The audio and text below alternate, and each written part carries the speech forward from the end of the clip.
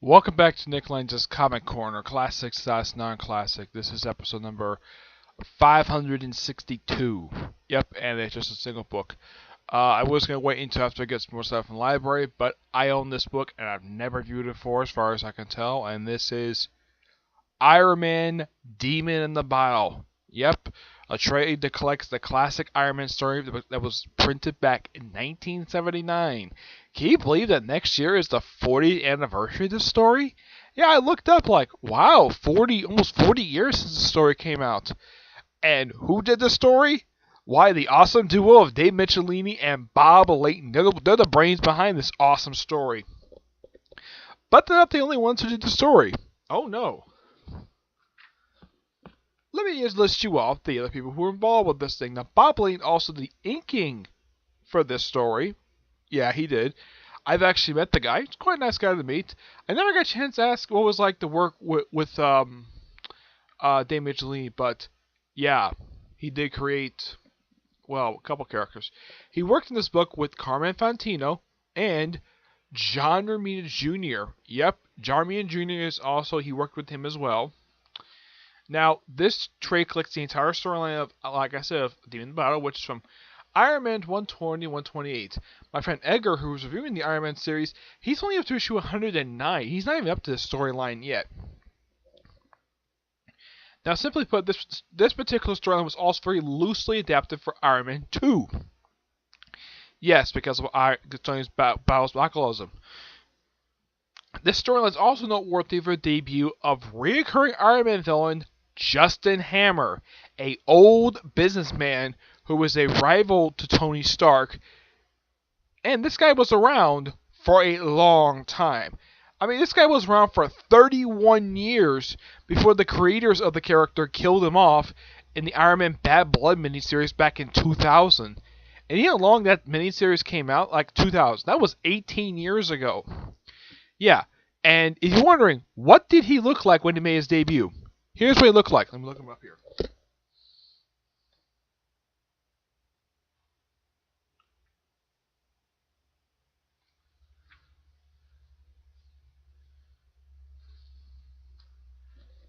This is his first appearance.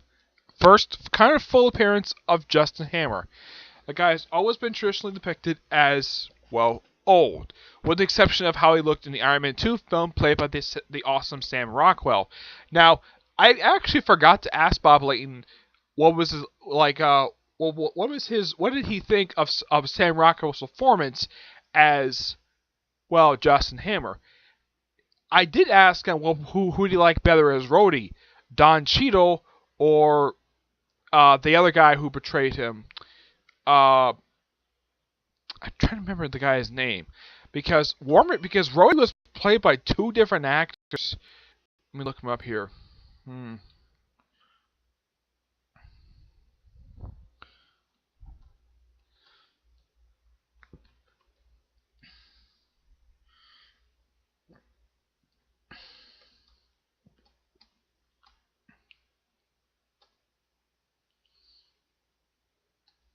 Because I know Don Cheadle is the currently who portrays him, who's been portraying him since Iron Man 2, but the original actor who portrayed him was Terrence Howard. And according to him, Bob Layton said he actually liked Terrence Howard better than Don Cheadle. I have heard the reason why he actually did not reprise his of Iron Man 2. Money.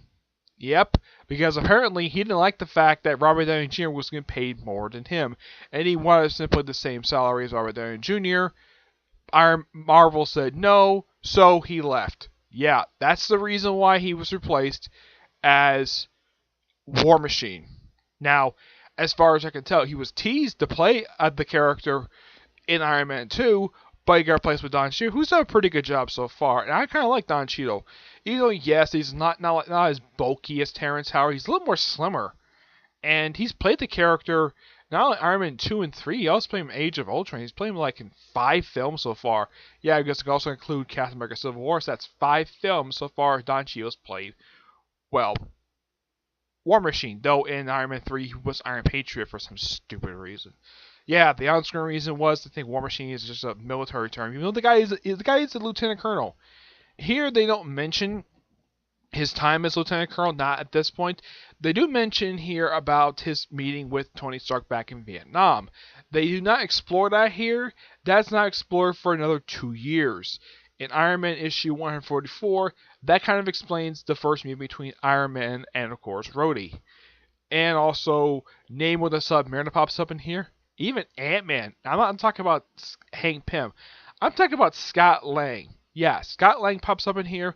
There's a reference to Cassie Lang in here that that Scott is leaving early to take his daughter to a dentist appointment, which I don't have a problem with that at all. No, basically. Well, I have a sister with the same name. So there. So, and of course, anybody who reads this storyline knows of this particular cover. I think this was issue 128. Yeah. Though in the Deadpool, in the I think it was the third arc of Gary Duggan's Deadpool, they actually referenced this very storyline when Deadpool time traveled back in time to and put on the Iron Man suit to make himself drunk. Yeah, that was the big thing about the storyline, was Iron Man's alcoholism. But Iron Man is not the only. Now, War Machine is not the only person who pops up. Though, here's the thing: he's not War Machine yet. He's not War Machine until the 1980s. Yeah, he does make his debut until as War Machine for quite a long time. Let's see. He makes his first appearance as War Machine in 1992, roughly about 13 years after his debut appearance. So you have to wait a while before he basically puts on the armor.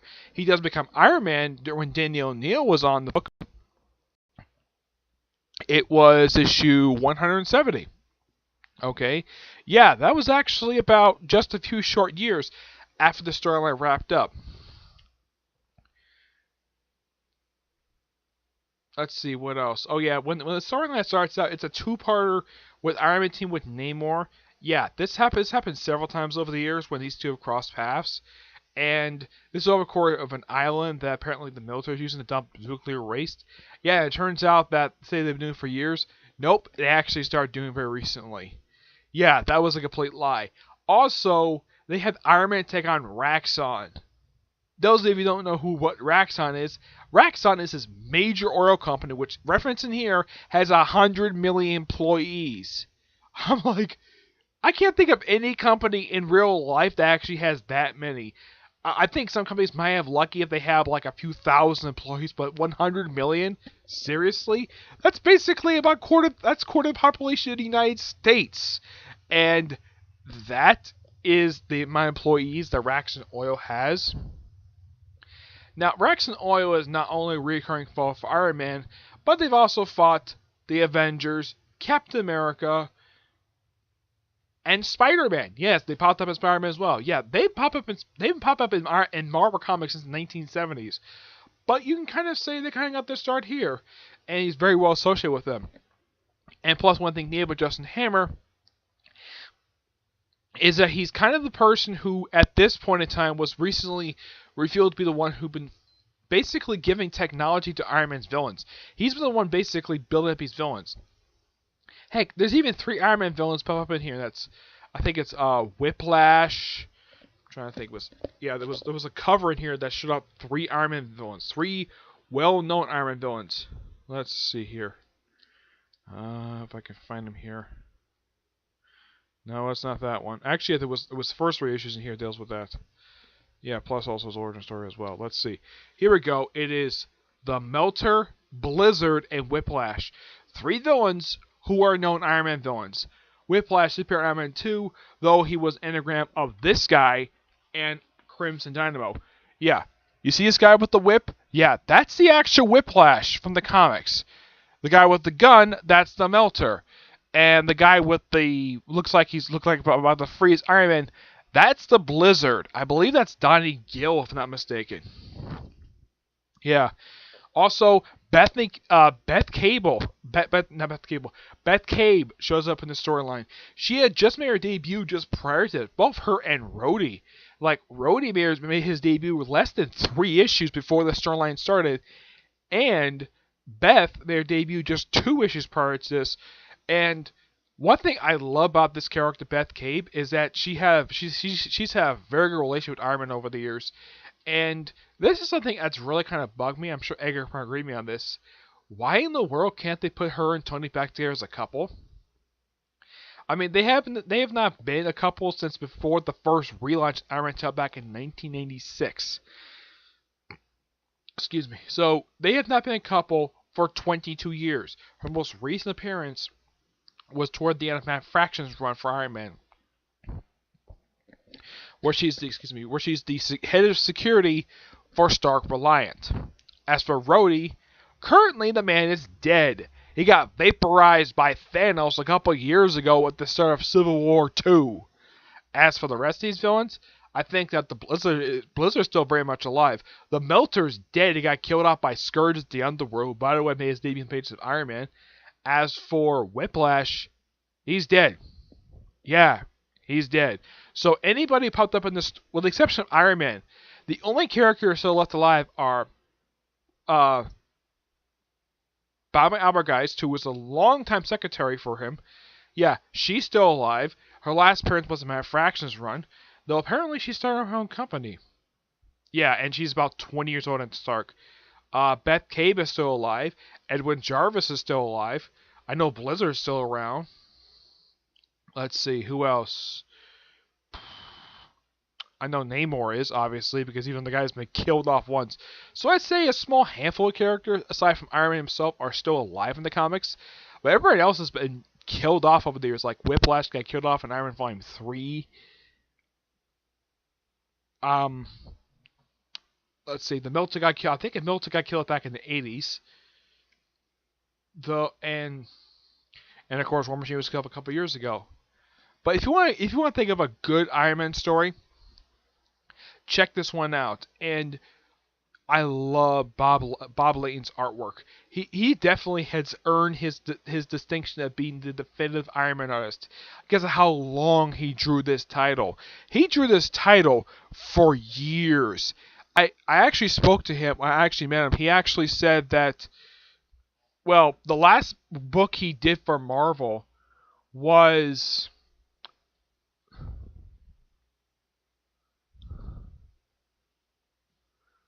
It was Iron Man Legacy of Doom. Yeah, that miniseries. Yeah, that was by far the last official work he did for Marvel. Because I heard that a couple years ago I met him, he was basically after that particular con. This was at Tampa Comic Con.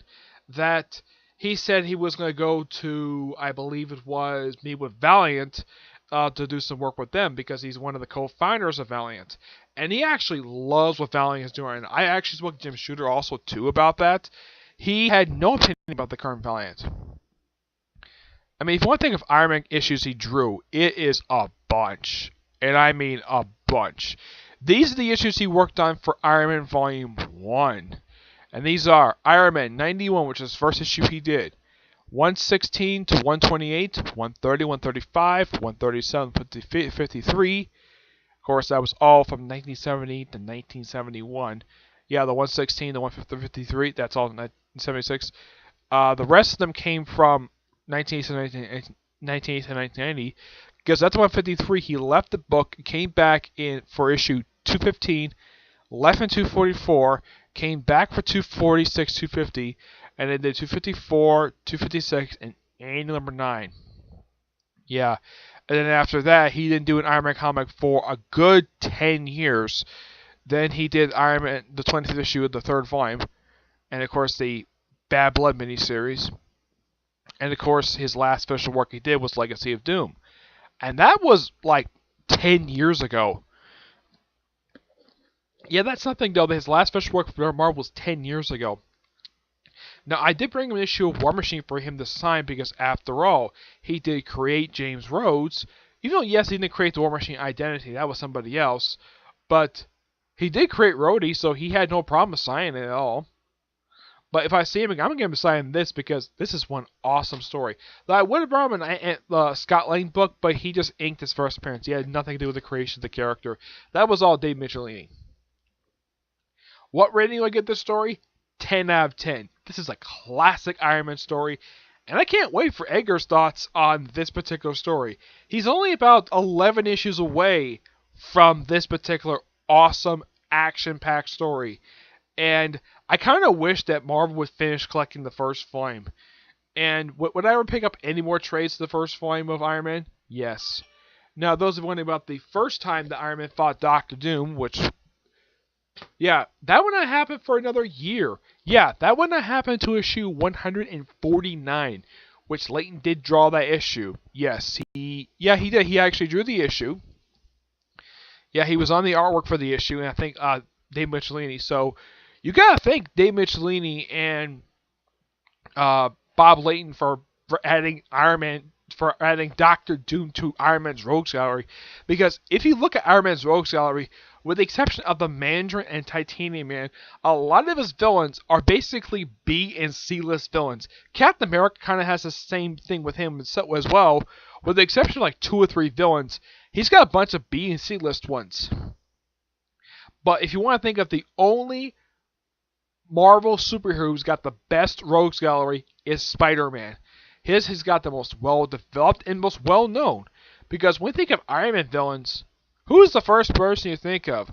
The Mandarin. That's usually the first one a lot of people think of, who don't really mainly read comic books, and who only from Iron Man basically because of, well, I would probably say the 90s cartoon. They're familiar with that, and Mandarin was the biggest villain in the show, so there's that. And when it comes to other villains, some of whom have popped up in the MCU, like in the first Iron Man film, you had the Ironmonger, who was a creation of Danny O'Neill, who was a recurring villain for a few years before he got killed off in issue 200. He only put in the suit once before he died. Let's see. You have an anagram villain. You have Justin Hammer. You have the actual Whiplash, the guy who really is Whiplash in the comics. He showed up on an episode of Agents of S.H.I.E.L.D. for some strange reason. I have no idea why. I'm like, couldn't he have him pop up in the movies? Seriously, why the heck would they put him on the show for? And heck, he gave an electronic whip. Let's see. In Iron Man 3, let's see. They had the Mauler. Well, the Adrian Killing character, believe it or not, he's a combination of 2 characters. I have no idea why in the world that Marvel did this for when it comes to the villains. For the second movie in a row, I guess some people did I guess Marvel must love the concept of taking 2 completely unrelated characters and making them one villain. First they did Whiplash, which they kind of used that concept for Whiplash in the comics later, have us run to be Anton Vanko, and have a similar looking outfit, though his outfit's completely different as the movies. Though that version basically did inspire the modern day one, or at least the new one, who has popped up recently in X-Men Gold. But as for other Iron Man villains, no, not really.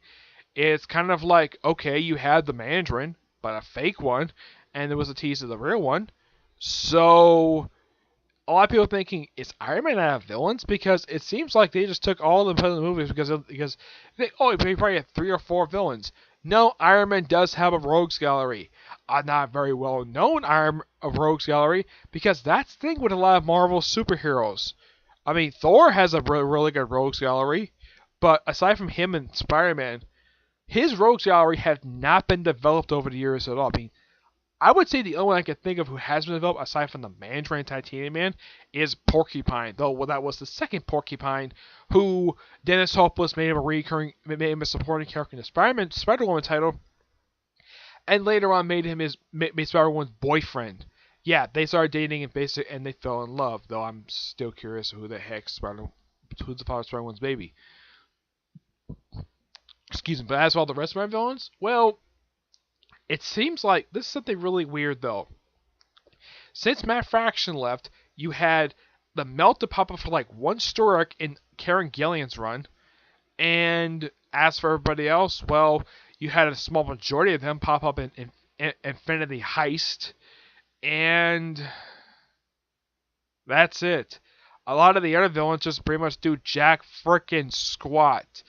I'm not kidding about this. It seems like Marvel just doesn't care to use any Iron Man villains. At least X-Men's get a lot more respect they have been the past few years.